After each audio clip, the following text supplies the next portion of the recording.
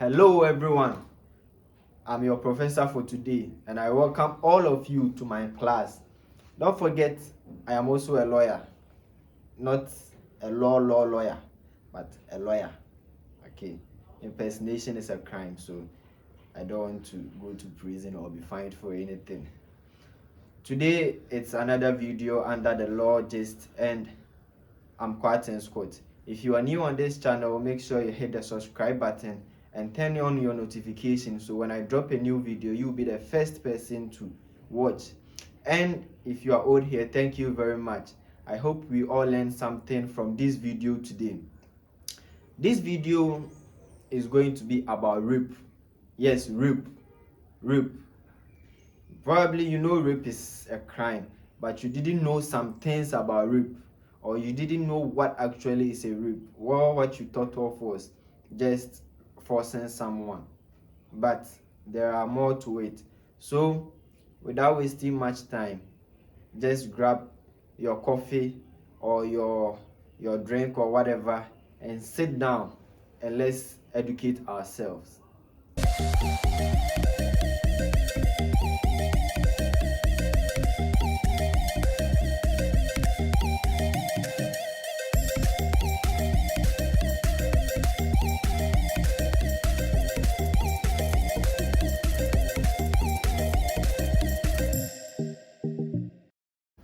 Welcome back, my students, my people. Your lawyer is back again. And as I said, we are talking about rape. Let's move straight into rape and see what it is about.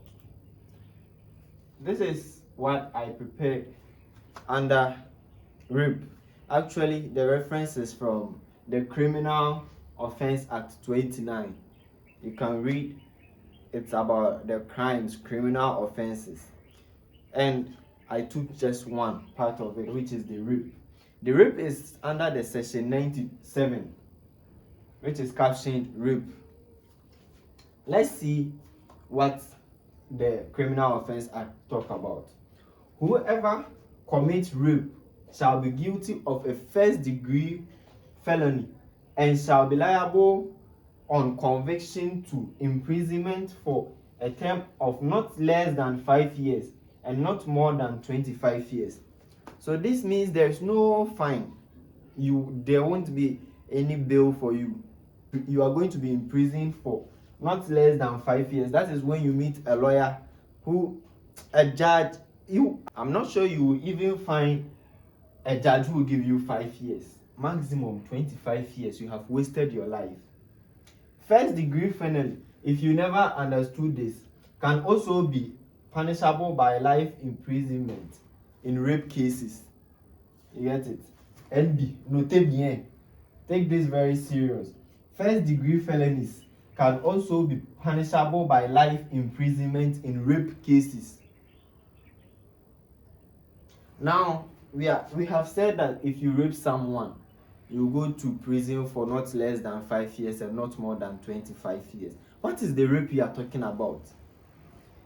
Under the section 98 of the same Criminal Offence Act 29, it defines rape. Definition of rape. Rape is the carnal knowledge of a female of 16 years or above without her consent. Carnal knowledge is actually the least form of penetration. This means that when a man or a male uses his penis to penetrate through the vagina of a woman, even the least.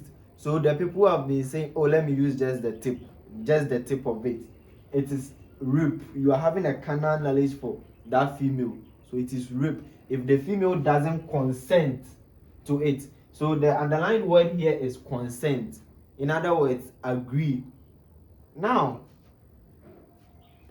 another definition, rape is having a carnal knowledge of a female not less than 16 years without her consent. So if someone will be asking, what about if the person is 15 years and below? That one is a different, you have worsened your case. Don't try that. That is defilement.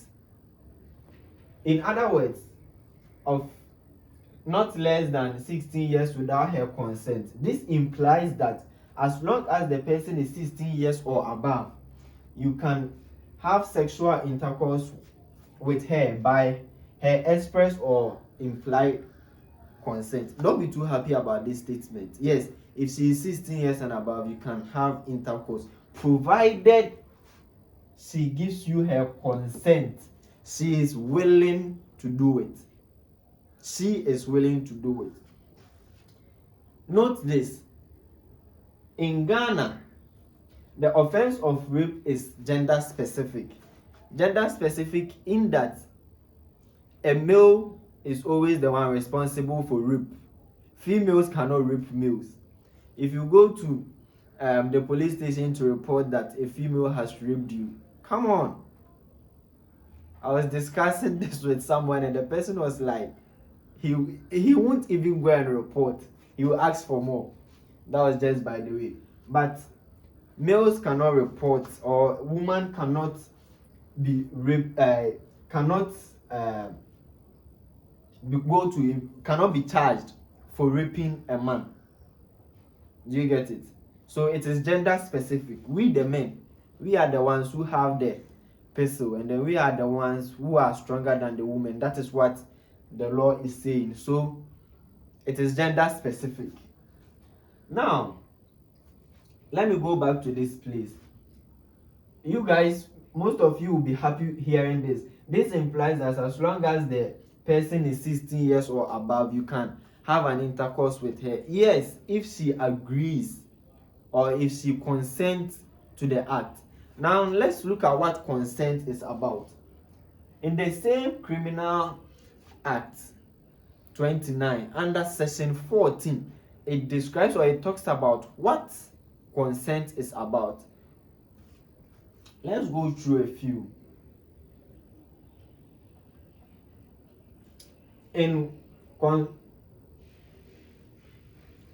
Under provisions relating to consent, that is what the section 14 is titled or is captioned.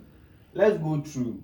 A consent is void if the person giving it is under 12 years of age, or in the case of an act including a sexual offense, 16 years. So a consent is void if someone is 12 years basically, but in sexual acts a consent is void when a person is below 16 years. So if someone is 15 years and then you are like, oh Ajua, oh Akusuya, can we do this, and then she actually gives you the go ahead, we consider that she is not matured enough to make decisions. So that is not consent. By reasons of insanity or of immaturity. So we have reasons of the child being insane or immature enough to understand the consequences of whatever you are asking. In this case, we are talking about rape. So if you ask someone who is below the age of 16 to have sex with you, the person is immature to even understand what sex is. Now, a consent is also void if it is obtained by means of deceit or of duress. Now, I have a phone. I have iPhone 13, iPhone 12, iPhone whatever. Makusu, I'll give the phone to you if you agree to have sex with me, and then after that, I run away. Actually, you deceived the person. So the person agreed on based on your persuasion. That is not consent, my brother, my sister. So you promise the girl, oh, you said the girl that it's nothing, you won't be hurt, whatever.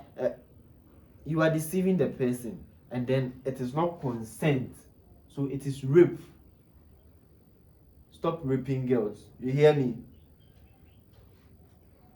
Now, a consent is also void if it is obtained by undue exercise of any official, parental, or any other authority, and any such authority which is exercised otherwise than in good faith for the purpose for which it is allowed by law shall be deemed to be unduly exercised. This happened in some part of the country. where parents give their children, especially their female children, to men, grown-up men, to marry, it is void. The child didn't consent to it. Despite the fact that you are the parent, doesn't mean you can automatically take decisions for your child. It doesn't work that way. Let the child grow. Let sit the child down. If the child is willing to do it. Now, this is void if you use your parental or your office of interest. For example, you are the president of the state and then you persuade someone to do something. You persuade a woman to have sex with her just because you are the president, not the president of Ghana, the president of any institution or whatever. You are actually deceiving the person which is above here, and then you are also, it is also void. Okay, now if you go to the D, a consent is given on behalf of a person by his parents, guidance, or any other person authorized by law to give or refuse consent on his behalf. Is void if it is given otherwise than in good faith. So some of us, for instance, or children, for instance, you cannot actually decide on your own. Your parents have to intercede for you. But if whatever your parents are deciding for you is not for your, it's not for what? Good faith. It is not for your well-being, and then it is going to hurt you anyway. It is not consent and it is void. Now, a consent is not effect if it is given by reason of fundamental mistakes of fact. Now, you bring me a document, you come to me and then you are like, oh, let's say I'm a female. Then you come to me, hey, you write a letter to me and then I don't really understand the facts of it. And due to that, I have an intercourse with you. I didn't consent to that. After the sex, you come and explain to me, oh, that's not what we agreed on. You should have told me, you should have made me understood whatever you presented to me before the intercourse. So you deceived me in the first place, and then the law is also saying it is void. So if I, being the female, report you 25 years straight up, and also a consent shall be deemed to have been obtained by means of deceit or duress or of the undue exercise of authority, or to have been given by reason of mistakes of fact. So this actually is combining everything that we have talked about from A to E. For the purpose of this section, exercise of authority is not limited to exercise of authority by way of command, but include influence or advice purporting to be used or given by virtue of an authority. This actually happens, excuse me for using this example, but in churches, we feel like the pastor is actually everything. So the pastor can be like, oh, the bad pastors, not every pastor, these bad pastors, oh, let me go and bath you, and then it's a spiritual bath. Then where in the Bible talks about go and undress a woman and then have sex with her, and then you tell me it's a spiritual exercise? So if you have that authority as being a pastor, a very important key in the society, and you use that authority to fornicate, to have sex in a bastardious way with women, you are actually raping the woman. A person shall not be prejudiced by the invalidity of any consent if he did not know, and could not by the exercise of any reason diligence have known. So you don't assume I know everything as a woman. I come to your room and then you start, probably we have talked over the phone and then we are dating or something, but we have never met before, and then you see me for the first time, you want to enter into my dress. Come on. I didn't consent to that. The reason why we are talking about this consent is just because of this line. This implies that so long as the child is 16 years, you can have sex with her. So these are the steps of consent. You do not deceive someone to have sex with the person. You are actually raping the person if you never knew. So desist from rape. Rape is a very serious crime in the state right now, but we think it is fun. You bring a girl home and then you deceive the person and you go your way, and some of us don't even know the law. I'm talking about the female. So if I promise you an iPhone or something and then after the sex I dump you somewhere and then I don't fulfill my part, please report them. Report the men, because they have actually breached the contract to which the intercourse was made.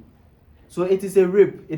That is why under the consent it says if you deceive someone to have your way around the person, it is bad and it is rape. In case you never knew this, today you are educated on rape under the Criminal Offence Act. The Criminal Offence Act should make you desist from rape. That is the end. So I hope you learned something.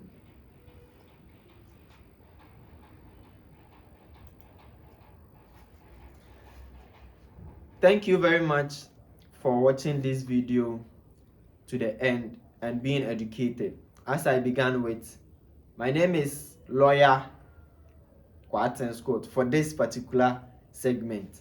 And if you are new on this channel, please don't forget to hit the subscribe button. Turn on the notifications so when I drop a new video, you'll be the first person to watch. Please share this video to everyone so that they can also have the privilege to be educated on some of these topics. I'll be bringing you more stuff concerning the laws we have little idea about or probably never knew anything about it. The name is Quarton Scott, and this is the end of today's segment.